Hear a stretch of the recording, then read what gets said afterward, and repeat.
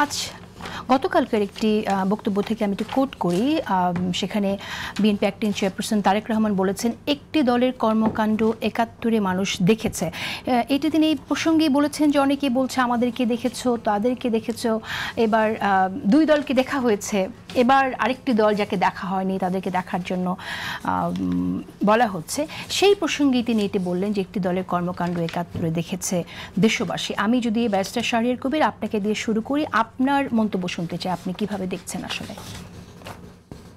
ধন্যবাদ আপনাকে। ডিসেম্বর মাস আমাদের মহান মুক্তিযুদ্ধের বিজয় মাস এবং স্বাধীনতা যুদ্ধে যারা শহীদ হয়েছেন তাদের প্রতি সম্মান রেখেই বলতেছি, আসলে কি ডিসেম্বর ১৬ই ডিসেম্বর বাংলাদেশ স্বাধীন হয়েছে? আমার মনে হয় এই প্রশ্নটা এখন সামনে নিয়ে আসা উচিত। ৭১ সালের ১৬ই ডিসেম্বর বাংলাদেশ কি আদৌ স্বাধীনতা পেয়েছে কি পায়নি? সেদিন কি নামমাত্র মূল্যে পাকিস্তান সেনারা ভারতের কাছে সারেন্ডার করলেন? তারই পরিপ্রেক্ষিতে আমাদের একটা ভূখণ্ড মানচিত্রর কেবল একটা বহিঃপ্রকাশ হল। প্রকৃত স্বাধীনতা, সেই স্বাধীনতা কি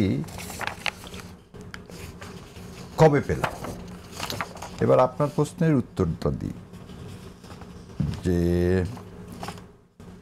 মহান স্বাধীনতার ঘোষক শহীদ প্রেসিডেন্ট জিয়াউর রহমান এবং দেশনেত্রী বেগম খালেদা জিয়ার যোগ্য উত্তরসূরি তারেক রহমান সাহেব, আমার ধারণা আজকে উনি মা অসুস্থ থাকলে সন্তান অনেক সময় অনেক কথা বলে, সেটাকে ওইভাবে সিরিয়াসলি নেওয়ার কিছু নেই। কারণ তার সাথে এখন তাকে রাজনীতি ইলেকশনের মাঠে তাকে মাথা চালাতে হচ্ছে, তাকে তার কন্টেস্টেড বিভিন্ন জায়গায় দেখা যাচ্ছে যে প্রার্থী নিয়ে একটু বিরূপ প্রতিক্রিয়ার সৃষ্টি হচ্ছে। তারপরও মমতাময়ী মা মৃত্যু শয্যায়। তো সেই সময় উনি ৭১ নিয়ে যে কথাটা বলছেন, আমি সম্মানের সাথেই বলবো, উনি সারা দেশকে বোঝাতে চেয়েছেন ৭১ আজ ৫৩ বছর পরও কেন মীমাংসিত হলো না। ৭১ এই ইস্যু আজ এত বছর পরও কেন মীমাংসিত হলো না। যেমন আজকে আমি 15 অ্যামেন্ডমেন্টে মানে মামলা ছিল, সে মামলায় অ্যাপিলেট ডিভিশনে আমি উপস্থাপন করলাম যে শহীদ প্রেসিডেন্ট জিয়াউর রহমান হচ্ছে স্বাধীনতার ঘোষক জিয়া, কিন্তু এই কনস্টিটিউশনে বলে দিচ্ছেন যে শেখ মুজিবুর রহমান হচ্ছে স্বাধীনতার ঘোষক, যেখানে তাজউদ্দিন সাহেব নিজে বলতেছেন যে শেখ মুজিবুর রহমান ঘোষণা দেননি, যেখানে দিস অ্যান অ্যাডমিটেড ফ্যাক্ট। উনি ২৫ তারিখ সন্ধ্যাবেলা কি হইলেন, অ্যারেস্ট হলেন। একে খন্দকার বলতেছেন উনি ঘোষণা দেননি। তাহলে এই কনস্টিটিউশনে এই যে নিলেন, তাহলে এই মীমাংসা অমীমাংসিত।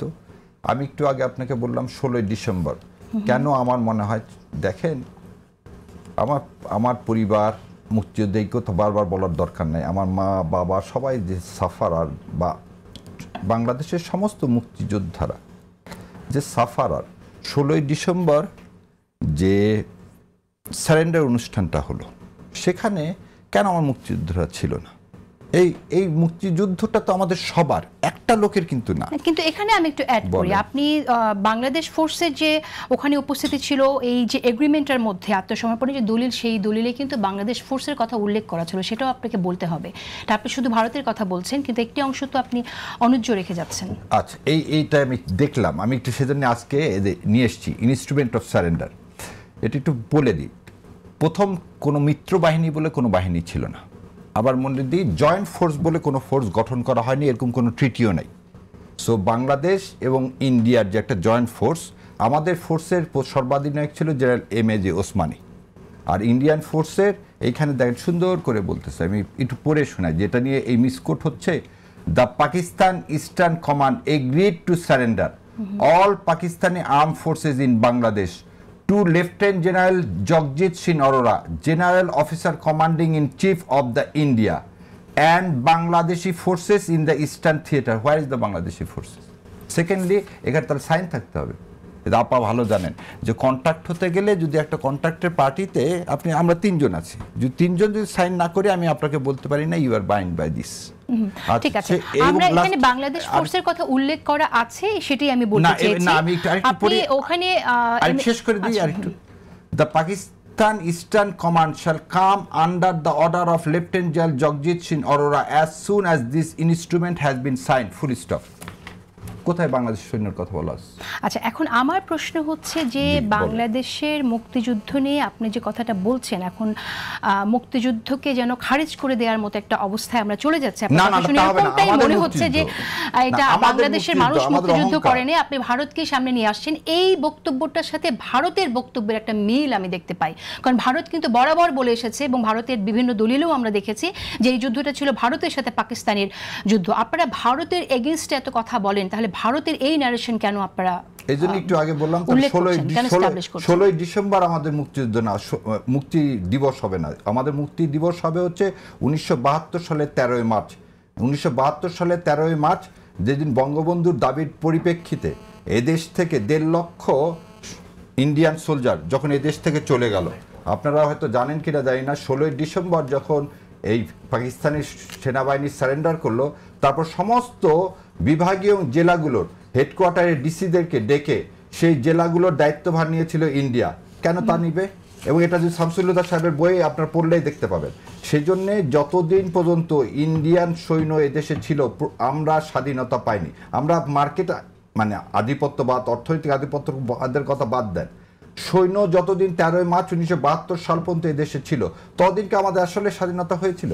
তাহলে আমাদের স্বাধীনতা দিবস যখন 16ই ডিসেম্বর করতেছি, তখন মোদি যখন টুইট করে বলে 16ই ডিসেম্বর হচ্ছে ইন্ডিয়া পাকিস্তানের যুদ্ধ, যখন আমাদের সম্মানিত সেনাপ্রধানের সাথে ইন্ডিয়ান সেনাপ্রধানের মিটিং হয়, সেই মিটিংয়ের পিছনে জেনারেল অরোরা আর নিয়াজির সারেন্ডার ছবি দেওয়া হয়, এই যে অবমাননা আমার মুক্তিযোদ্ধাকে, এটা তো আমাদেরকে অবমাননা।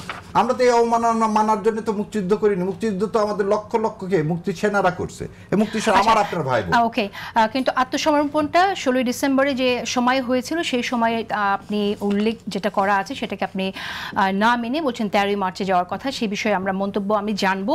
কিন্তু আপনার কাছে যে প্রশ্নটি রেখেছিলাম যে একটি দলের কর্মকাণ্ড 71-এ দেখেছে দেশবাসী, সেই বিষয়কে আপনি কিভাবে দেখছেন? আসলে কি দেশবাসী 71-এ দেখেছে কিনা, নাকি দেশবাসী ভুলে যাচ্ছে? একটি দল বলতে উনি পাকিস্তানের যে পাকিস্তান সেনাবাহিনীর যে অপারেশন, এটাকে মিন করছে না কোনো দলকে মিন করছে, এটা উনি যতক্ষণ পরিষ্কার করবে না ততক্ষণ মনে হয় আমাদের এর মধ্যে যাওয়া উচিত না। কেন বলতেছে এই কথা?